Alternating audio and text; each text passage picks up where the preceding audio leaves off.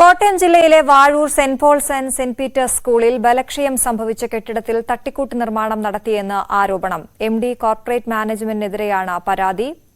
ബലക്ഷയം സംഭവിച്ച കെട്ടിടത്തിനുള്ളിൽ വിദ്യാർത്ഥികൾ കയറുന്നത് ആശങ്ക ഉയർത്തുകയാണെന്നാണ് വിദ്യാഭ്യാസ വകുപ്പ് സെക്രട്ടറിക്ക് നൽകിയിരിക്കുന്ന നിവേദനത്തിലെ ആക്ഷേപം.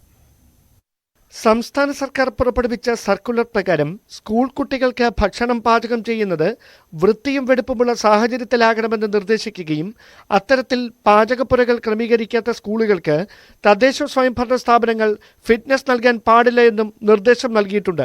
എന്നാൽ ഈ ചട്ടങ്ങൾക്ക് വിരുദ്ധമായി വാഴൂർ സെന്റ് പോൾ സ്കൂളിൽ പുരോഗമിക്കുന്ന പാചകപ്പുരയുടെ നിർമ്മാണം നിയമവിരുദ്ധമാണെന്നാണ് പരാതി.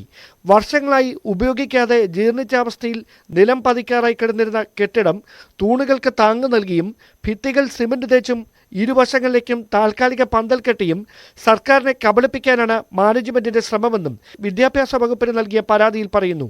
നിലവിൽ നടത്തുന്ന നിർമ്മാണ പ്രവർത്തനങ്ങൾക്ക് യാതൊരു അനുവാദവും ബന്ധപ്പെട്ട തലങ്ങളിൽ നിന്നും സ്കൂൾ അധികൃതർ വാങ്ങിയിട്ടുമില്ല.